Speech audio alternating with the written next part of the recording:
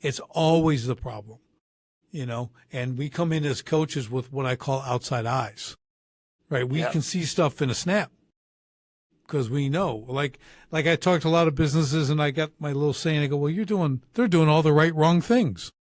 I can help them easy because they're all doing the same wrong stuff, right? So we're going to help them, but I can see it right away where they can't because they're immersed in it. Just like my pride, my ego at that time, just so immersed in me, I can't see everything else. Are you tired of working more for less profits in your home service business? What if I could show you $100,000 in hidden annual profits in your business in less than 3 minutes? Would you be interested? And not only show you where, but how to create that 100K in 6 months or less without additional advertising or marketing spend guaranteed. Just go to sharpenthespearcoaching.com to see how truly simple it is. That's sharpenthespearcoaching.com. Do it now. And we are back on STS Sharpen the Spear podcast with another incredible guest. The great guests keep coming. I got Brian Seim with us. And today, we'll just get into it. Brian, no one knows Brian better than Brian. So let's do it. Give us a little backstory, bring us up to speed, and we will get into it. Thank you. I think part of the journey is knowing myself. So right. Thank you. My name's Brian. I'm a believer, husband, father, been married 12 years. We got 5 kids, one short of where Richard's at. And I spent a lot of life being a school teacher, a ski racing coach, a software engineer, and now I'm a mastermind and coach for Christian men. We've got the Kingdom Family Leader movement. Excellent. That is excellent. So let's get into that. Let's talk about what that is. Start to break it down for us, because as I read the bio and your story and everything else, I was really interested in this because I think people, and you kind of said right in the beginning that, you got to know yourself, right? We have to know ourselves. We got to know where we stand. We were talking about this just before we got on air here, really about, what we believe in, right? And why that makes a difference. So I'd love to kind of break down what you're doing and kind of get into piece by piece on this. Cool. So I do one-on-one coaching when we need it, and we also do mastermind groups. Mastermind group is 8 men who come together to see each other thrive, grow, and excel. Part of that journey is being humble and honest about where we're not thriving, growing, and excelling, and being in a safe environment where we can talk about that. Yeah, that's good stuff. I host a men's Bible study myself on Thursday nights. And again, small groups are awesome. And it is really helpful. I got to tell you, a lot of people go to church on Sunday. That's all, nothing wrong with that. I go too. Okay. And I go on Wednesday, and that's all good. And we hear the word and we do some really good stuff. But I think there's times when we need to, as men especially, be in these smaller groups and really dive into what's going on. And a lot of times your thing might be like this too, Brian, is we have a topic, I'm air quoting topic, right? And we may get to it, we may not, because someone's got something going on, right? So we help them from a biblical perspective, really help them overcome that or deal with it or whatever. So is that kind of what happens in your coaching or your mastermind? Yeah, in our mastermind, everybody's got a deep seat, and those are spread out. But during our introductions, our check-ins, we check in on our goal progress and where we're at for the week and what our wins are, because we want to celebrate together. So much of America is don't celebrate, don't brag, don't be better than anybody else. And that's not what God has in mind for us. He wants us to be awesome. That's right. And then we all have the option to say, I need to hijack this deep seat today, because this happened at work, this happened with the kids, this happened with my wife. And then we just reschedule and push everything back, and we focus on that one man. That's what the deep seat is. It's focusing on one man for a portion of the call, and the other 7 of us pray, give our best, and help that man sort through the struggle, the pain, the challenge, and it may not be a big thing. It may be I'm selling this company. Right. It may be some big thing that's not personal, emotional. It may be a business side, but the person shows up in our business, in our vocation, in our work. Yeah, I think it's really critical as we work with, and I'm speaking about men, obviously here in the workplace. We talk about this often. Do you find, Brian, that, and I suffered from this my first 20 years in business, letting what I do, my business, or whether I was my job, sometimes my business, become who I am. My identity became what I do. Like it controlled all my decisions. Do you find that, guys you work with? Yeah, I did that 3 times. Yourself? Yeah. Yeah, I failed miserably. I got there. Kind of one of the points coming into our groups or our coaching is I'm doing everything right, but I don't feel it. And for me, the coach was me. I was the ski racing coach. I was the software engineer. I was the camp counselor. There was Right. no Brian. My entire identity was wrapped up in what I was doing and what I was up to. And then everything was just right. Everything was perfect. Everything was in place. We got to put air quotes on perfect, right, Richard? Right. And I'm like, so why don't I feel it? What's missing? Well, all I had was that mask. All I had was that identity that wasn't even me. I didn't have connection. I didn't have genuineness. I didn't have everything. I was hiding, for me, for most of those experiences, I was hiding my sexual addiction. And that was that discontinuity between my mask and my struggle. Right. And that's what we do in the groups and in the coaching is get congruent from top to bottom, get congruent in Christ of forgiveness for that secret struggle, and then putting it out with a coach, with a group of 8 men in mastermind, and processing it. Yeah, that's awesome. It is, for me, really, you don't realize that you just keep going through this. Like I spent 20 years, just doing this thing.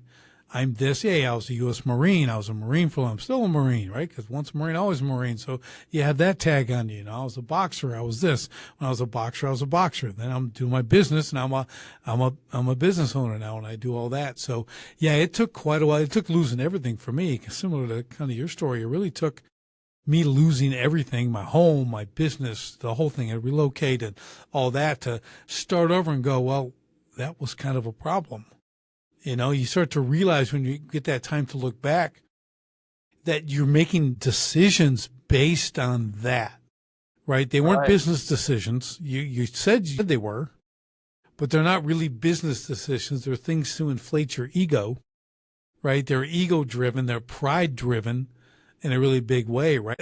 I think the deceptive part of ego and pride, which you want to try to have as little of that as possible, is that it makes you think you're doing the right thing because you've decided and this is yours and I will live with my decisions and I'll go forward. But they're almost entirely wrong on some level, right? Like you'll get through, but that's what I found. Yeah, the biggest liar is me. And that's the worst when I lie to myself. I don't know what it was. I was reading it the other day, over the weekend, I was reading something and it talked about someone got lied to. And it was a really short story, but that person actually didn't lie. They lied to themselves so much that was what they understood. And it's like, oh, wow, that was Right. big, mind-blowing moment for me. I'm like, oh, the lies to myself can be put out to others. Yeah. Because I've lied to myself so much that I'm believing it. Yeah. And then I'm like, oh, I'm still wrapping my head around that for one of my daily emails. Yeah. Well, again, it goes to identity. It's who I Yes. am. How can that not be true? It's who I am. Yeah. It's Right. my I remember experience, my knowledge. when I was losing everything, some of my good friends, because I'm like, I'm never going to do this again. I'm never going to do this business. I'm never going to weld. I'm not going to do sculptures. I'm not going to do water features. And they were I think to this day, it's been 15 years, they're still sad about it. Because I was so good. Like, how can you not do that? I go, well, because I guess it would be kind of like an addiction. You don't get to do it a little bit. Okay. When you break something, you got to break it. I have to leave completely. I have to step away. I'm all or nothing. And that really was, and again, at the time, I wasn't thinking that way, but it's how I operate. So I broke because whatever that was, because I had realized like, okay, I am making all these decisions for like, nothing's working first. Everything I tried to save the business just took it deeper in debt, deeper in everything, right? It wasn't going to happen. Then looking back, you're able to really see and go, yeah, it's like that identity in your business is an addiction. It feeds my words of affirmation, my love language. And I'm doing another great thing, and people tell me how great I am, and I build another great thing. And it was always about the next great thing, Right. and it's just, again, that was where my identity was. And it was quite the challenge to break it. Yeah, we just roll, and we keep going down a road until we can reflect. Yeah. And well, if you're lucky, you get to reflect. Hopefully you get to realize, in a group like yours, these masterminds and things, when you get, and I find it in my small group studies too, is when you hear it from someone else, all of a sudden you're like, oh, you think, because again, ego and pride, I'm the only one. No one's as good as me. No one can do what I do, right? That's where I was. I'm like, so I'm not listening to anybody. You Right. tend not to hear much unless Well, it's that's our feeding. society. Yeah, right. We only want to feed what makes us feel good, right? If it builds my ego, I'm all ears. If it makes me more prideful, oh, let's go. Tell me more. Enough about me. Let's talk about me, right? It's that whole philosophy, and I live that. I look back and it's embarrassing. I mean, I share it a lot now because it was, in the beginning, it's embarrassing. You're like, man, dude, you were really, really caught up in yourself, in a big way. And I wasn't a believer at the time. So there's, I'm completely in the world. Okay. Now I tell people I was a CNO, a Christian in name only, right? So I was like, I'd go to church, I'd do that thing. Hey, I'm a Christian. I didn't know the difference because the big church I went to didn't talk about what it means to be saved. Didn't talk about what it means to have a relationship with Jesus.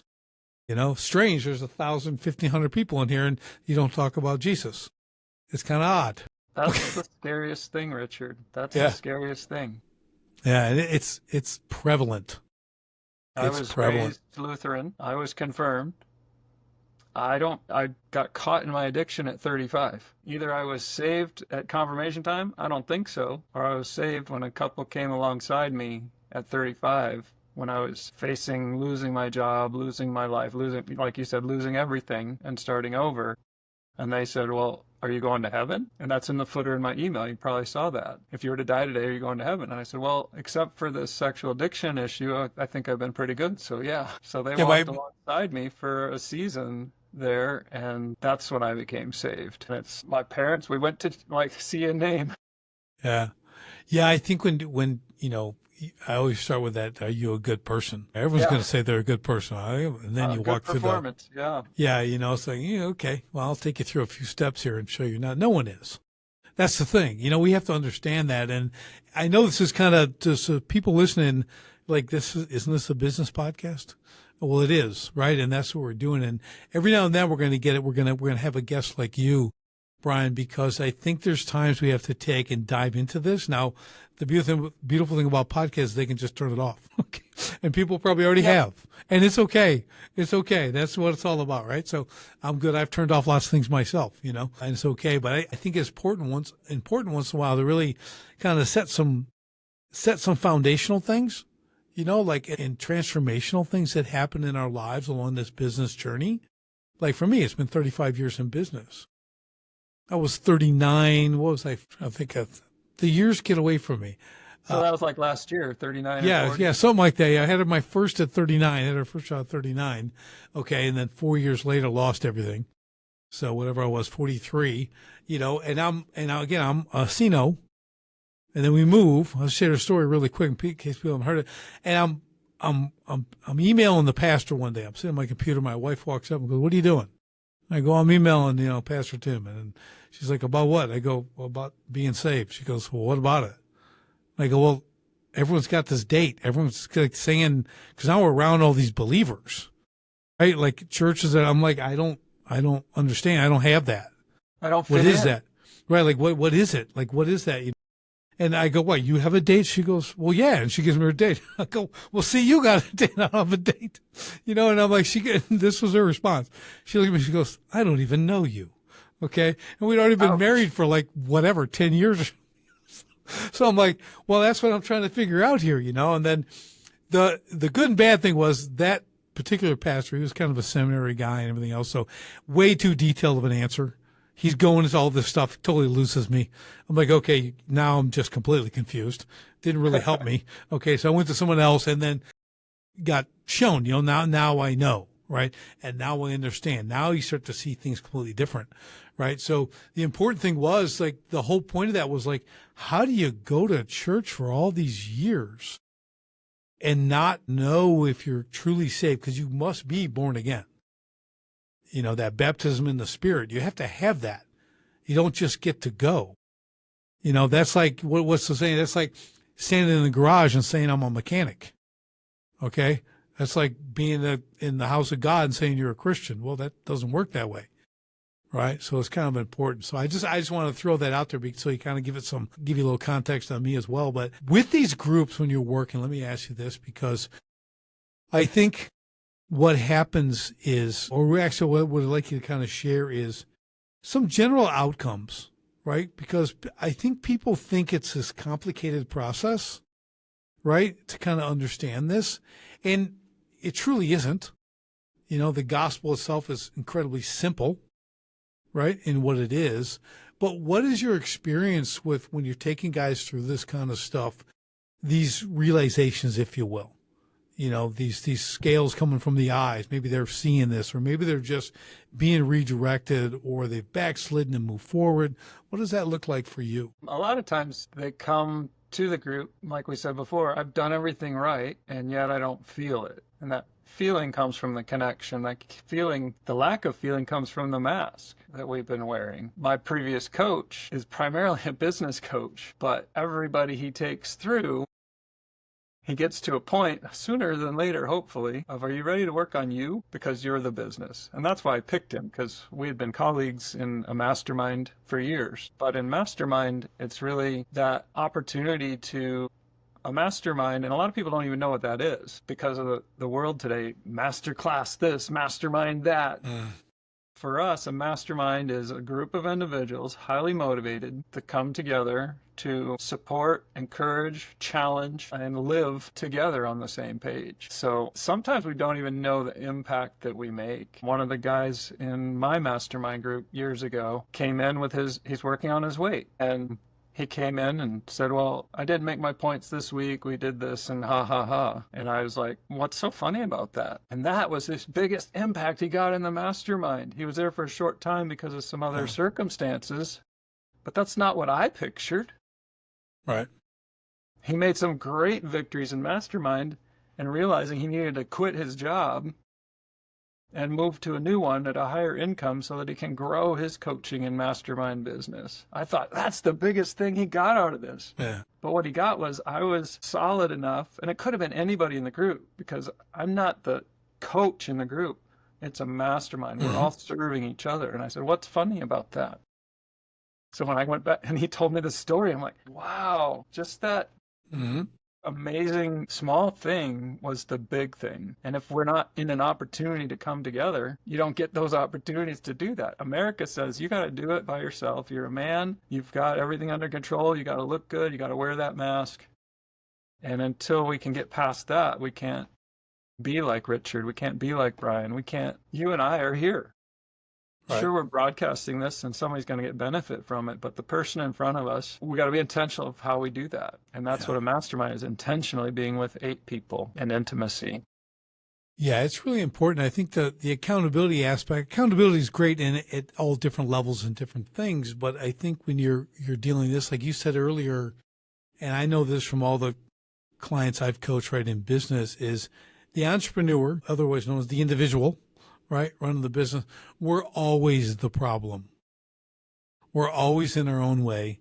We don't let go soon enough or at all, right, on things. We don't move. It's always the problem, and we come in as coaches with what I call outside eyes, right? We can see stuff in a snap because we know, like I talked to a lot of businesses and I got my little saying, I go, well, they're doing all the wrong things.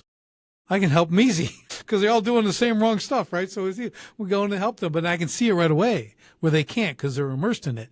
Just like my pride, my ego at that time, just so immersed in me, I can't see everything else. I can't see what's going on. And I would tell people, I had a billionaire client giving me advice. I had super high achievers. They liked me and they were just giving me business advice. And of course they were right on everything they said. I did none of it. Okay. Because what do they know? Do they build Bounced water off your features? ego. Yeah, it's just, I mean, that was impenetrable. Okay. Now, not so much, right? So, but it's like, it is that, but it's that the collective mastermind, like you described it, that's what it's about. When we do any kind of mastermind, we get together, even if it's a small retreat, you know, I have 20, 30, 40 guys at a retreat, do stuff like that, working for a couple of days. You're leaving, not just leaving with actionable items, but guys are able to do things. Things happen there. Lives change there. You know, we do stuff that it's just awesome. And you see this stuff. Transforms. It does. And I don't think people, going back to the whole, it's all you on you, kind of that worldly thing, what I did, you can't get feedback. You can't have any, no one's going to, no one's correcting, no one's giving you any accountability.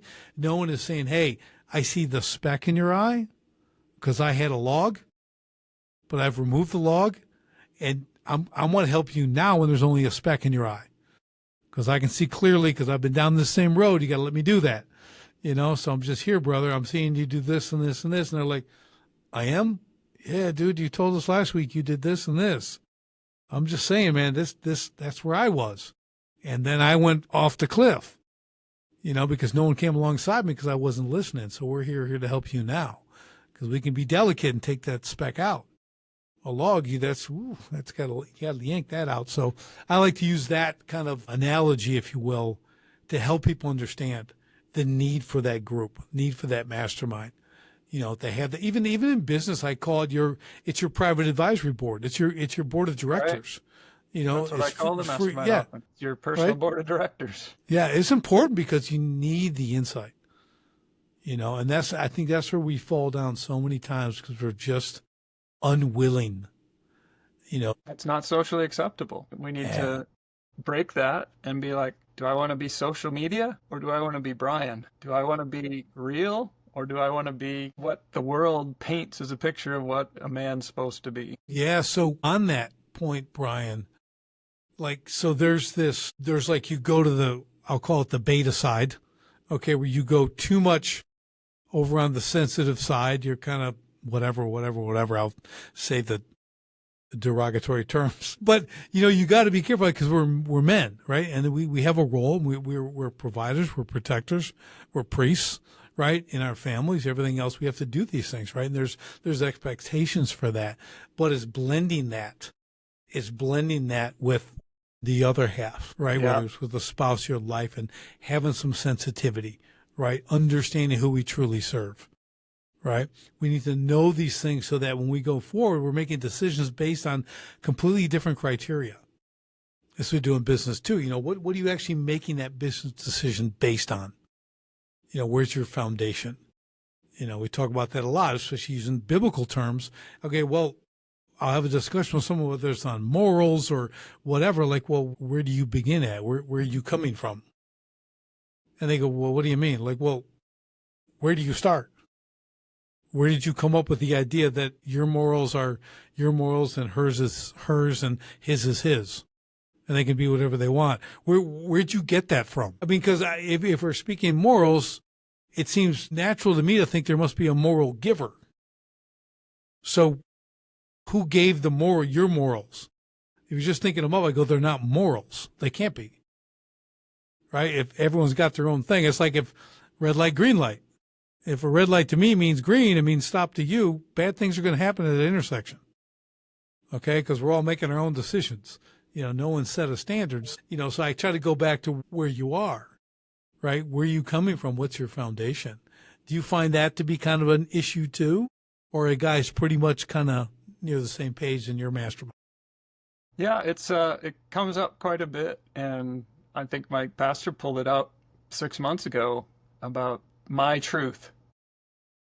People coming into the group or coming into well, my truth is this. I'm like, well, that's what you believe. Is it possible that what you believe isn't true?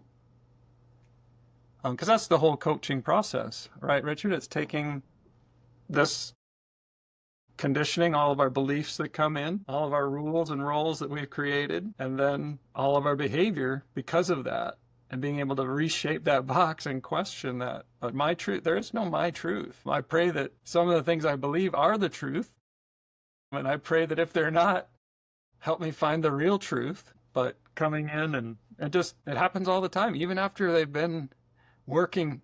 We've all been working on ourselves. If we're leading and running a business, we're always working on something. It might be our ego mask, Right. but we're working and evolving, and those truths can come up. Why? Because we experienced that. That was in our conditioning, in our Right. upbringing, and now I believe this is true. And then just being able to have a safe place that, hey, guys, I believe this is true. One of my questions in Mastermind years ago was, what do you guys do for fun? I was having that moral dilemma, since you said morals. Do I get to play Right. outside of playing with my kids and doing stuff at work? Work's fun and I like it, but what does play look like, and does it fit in? Right. Yeah, I think when you're talking, it's like when people, they go to the science thing, this little offshoot, they're like, well, science is, that's truth. No, wait, it is? Because I see it change all the time. That's what science is. What was science truth, 50 years ago is no longer science truth. So if you're basing your truth on science, oh my gosh, like it changes daily. So there's nothing there, nothing concrete. So, then of course you get the question, well, where does it come? I go, well, it's the Word of God. We have to go biblical. The truth is there. God has shared it with us. That's where we go for it. So if I have to go and search truth, it's there.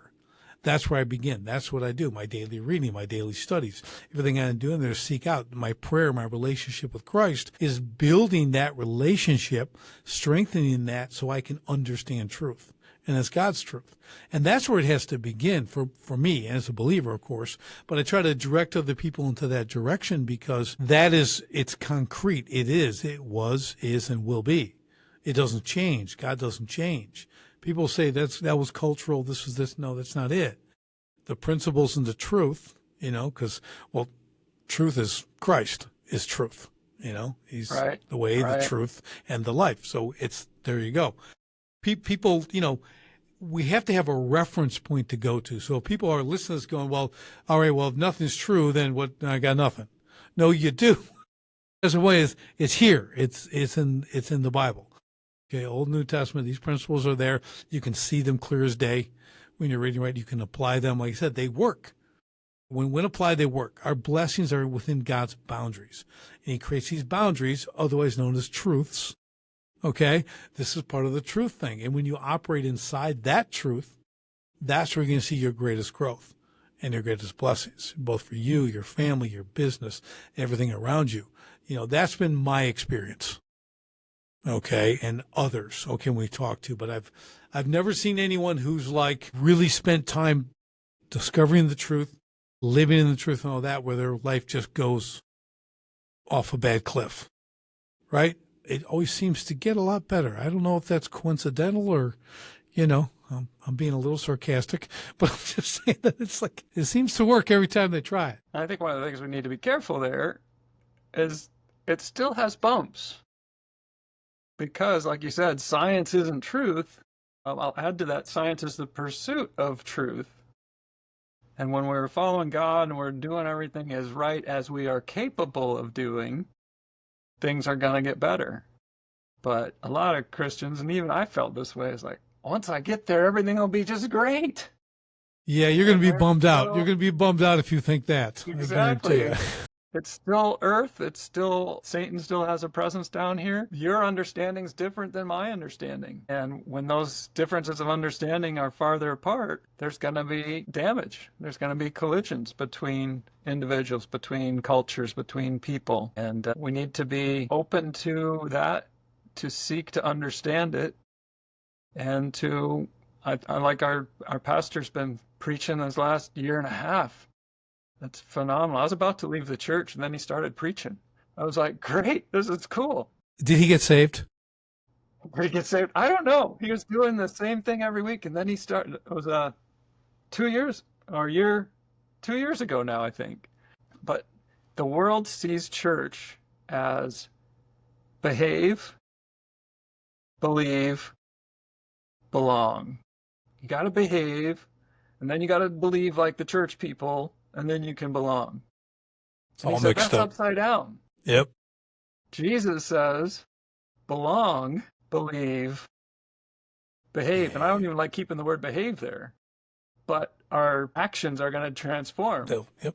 You belong when you accept Christ. When you accept, I don't know everything. I throw this mask away. I belong. You can come to church, our church, and a lot of the good churches out there. Christ came and talked to the sinners, the drunks, the whores. He went to parties. He made Yeah. wine, and made people belong. And as they belonged, they started to believe. And as they believed, they saw in themselves and transformed themselves through the guidance of the Holy Spirit, through the believing and understanding and making a change. Yeah, the church should be a spiritual hospital. Right. We say it all the time. If you've got addiction, if you've got this, you need to be here. You're never going to get cleaned up out there in the world, then come to church. You're going to come here every day. Doesn't matter. You're not going to be, you could be healed instantly, okay? But it might take a week, 6 weeks, 6 years. It doesn't matter. You just keep coming. You know, that's the power. That's the power of the gathering, right? That's what it's about, being around there. You have to treat it like that. Where too many churches are got to wear this, you got to say this, we got to do this, we do this. It's a struggle out there. I mean, there's 65,000 different denominations. You know, it's all this stuff that everyone Different putting divisions. Yeah, everyone put God in their little box so that they can do maybe have their power and do their thing and everything else. And it's the relationship. Okay. And this goes to the mastermind too, but it begins with this relationship with Christ. It's a personal one-on-one relationship. He's it. You don't have to go through any other mediator. Okay. Not this person, that person, none of that. You know, once you grab a hold of that and you draw close to him, he will draw close to you. And that's an important step, because the order of that is what matters. We have to make the move. Right. Okay. And we need to be that first Christ. Exactly. That welcomes people in. That's right. Kind of in our longer range vision, we have, you need a mastermind. And the philosophy there is everybody needs one. Mm-hmm. Everybody needs a circle where they can talk. And that could lead, that's like, one, it's going to help people. And two, it can lead to Christ. But right now it's Kingdom Family Leader. That's the main thing in getting that going. But once we've got a critical mass, it's about, okay, how do we serve, you need a mastermind. How do we serve everybody and anybody in the world and get them to break some of these social norms so they can be that strong warrior, but be supported, be connected with other people, get a board of directors like we talked about earlier for their lives. Right. Yeah, it's really important. You have to, I'll start a small group. And I would encourage, I was the head of our men's ministry for a while, and I'm like, we have a men's breakfast. I'm saying, hey, you guys should do a small group. You should get together with each other. Because we're doing this, once a month, and we all sit here and we have breakfast, and I get a great discussion going and everything else. But I said, you need this on a continual basis. Yes. Like a once a week, okay, you come Sunday and Wednesday to church. Perfect. Do that. But what about, you need to get another day in there. Get together with a small group of men, this is what we're dealing with, right? And do all these things we were just talking about, and like start to create that. And when someone's like, again, if you said, oh, hey, we got like 12 people in here, 15, okay, feel free to start another one, because you got other friends. If you want to do it, you can start with 2 or 3 people. Just start meeting, then invite someone. It's just it's kind of a slow roll, but that's what you're talking about. Just start another one. And it's hard for people, Brian. It's hard for guys to hey, let's start what do I know? I'm not qualified. He goes, none of us are qualified. None of us are qualified. It's like, just do it. I spend time in the Word. Let's open it up. Let's talk about it. Okay. You got to begin somewhere. Yeah. You got to just imperfect action. That's what makes change. Right. So a lot of guys have these inhibitions on this stuff. So when they come to ours, we just have these sessions where amazing things happen.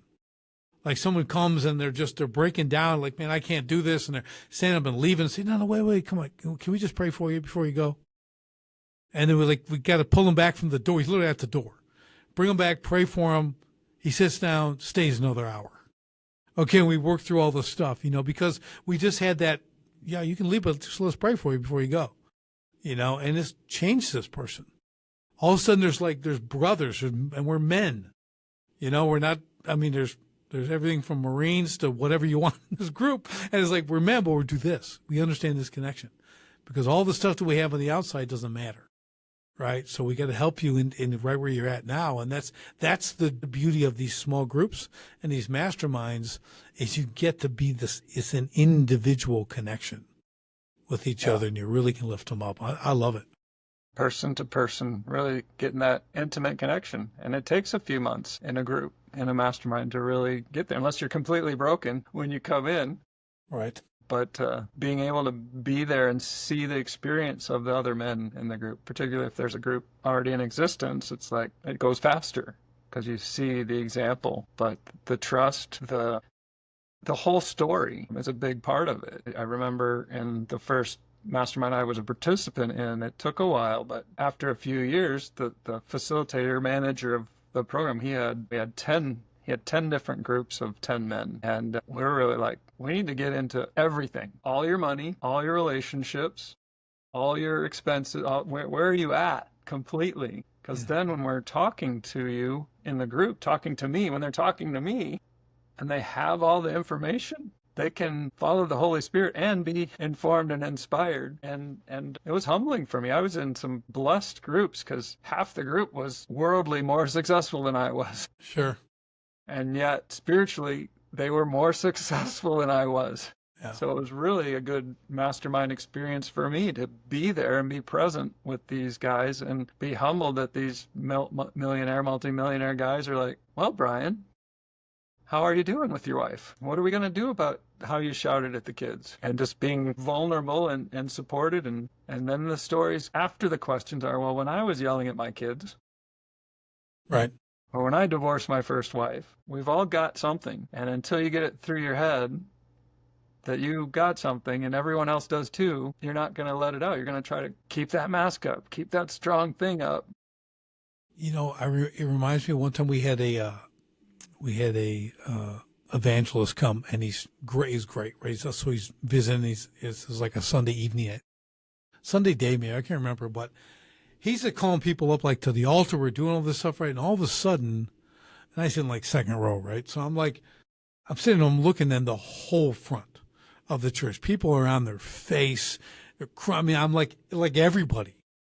And I'm looking, and it hit me. I go, I'm just looking at people like you wouldn't think have any problems. Like you think they're pretty dialed in, to that. And I'm like, that guy's got it figured out. But I'm looking and go, everyone is broken. Everyone has something, right? I think that's a big take. I mean, and I'm standing there. I wasn't up there yet. Okay. I'm standing there looking and I'm just looking at all these people. I mean, it was amazing. Just by one man's direction, just the things he said. And I'm like, everybody's broken.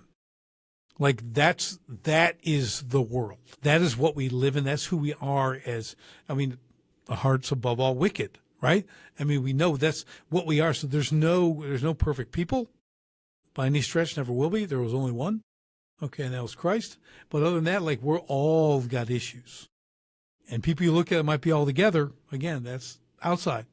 You get in these situations, like you're saying, these masterminds or these small group Bible studies like that, stuff's going to come out because they're going to build that trust. They're going to know you. And then they know that, this is, and it's biblical. This is around here. This is what we do. Right. Right. I mean, and it's just, I just, as you were saying that, it's just, that was such a great reminder for me. I'll never forget it. When you're just like, wow. It was really quite, obviously, it was very impressive. I'm just like, dang, I guess I got to get up there, because there's no one again, the pride, the ego, all that stuff, you realize these people have, more courage than I do. You know what I mean? Like you think you're all this and they're up there on their face before God in complete surrender, for whatever the reason. And I'm saying there's nothing wrong with me. You know what I mean? It's I love seeing that. Those are the things that make a difference, right? Again, that's another reason we go to a good church, right? Where they understand it's a spiritual hospital. Okay. Yes. Everyone's Open sick. door. Okay. Everybody in here is sick. Okay. It's we got this thing, and then it becomes okay. And I think for me, listening to you here, Brian, it's that's what begins a small group. Because all of a sudden you see a friend who you didn't know this was going on. Acquaintance. And you're like, hey, maybe we could talk about this. Like, what's going, you know what I mean? And it starts creating those things. So there's always opportunity. That's just how God works. He can take the worst of everything and make it the best.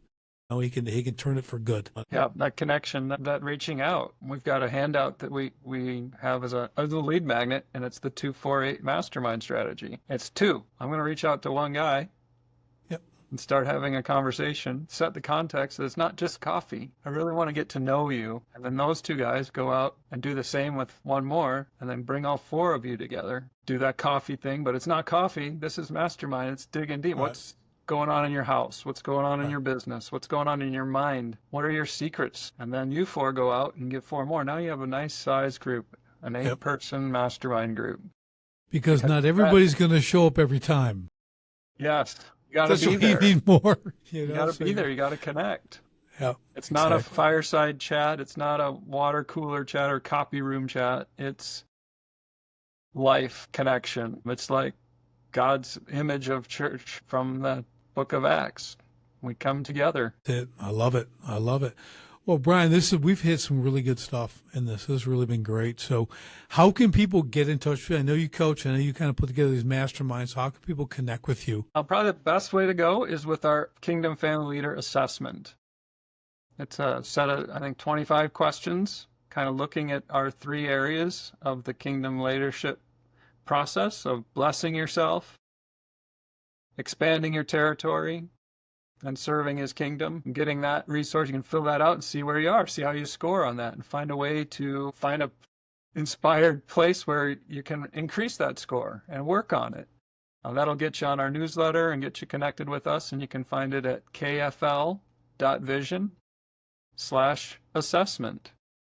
KFL for Kingdom Family Leader .vision/assessment. Grab that assessment. You can find me through that and get to know yourself, and then excellent, get connected with our community at the Kingdom Family Leader.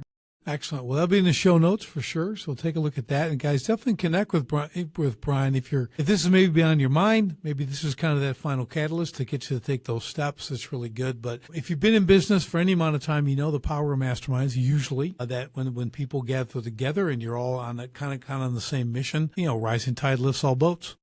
It's how it works. So you want to be in there. You want to make this happen. And this is, I think too many times I mentioned earlier that we're too much on an island, entrepreneurs. We are we are in our own way. We create our own stumbling blocks in all areas of life. Okay, not just business, but I know in business for sure, and in life. So again, getting these outside eyes to help you see this stuff, understand what real truth is, and bring that as a word. This is just one of those great episodes, Brian, that I'm just going to insert, put it right there as people, when they're all binging. When they're binging all my episodes, they'll run across this one. This could be a game changer for them, and I hope it is, because this stuff is it's important.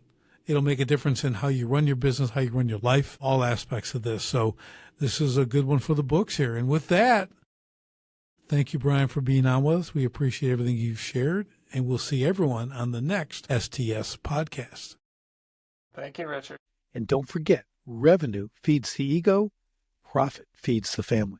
So if you want to see how I can show you at least $100,000 in hidden annual profits in less than 3 minutes, and not only show you where, but how to create that $100K in 6 months or less without additional advertising or marketing spend, guaranteed, just go to sharpenthespiritcoaching.com. See how truly simple it is. That's sharpenthespiritcoaching.com. Do it now.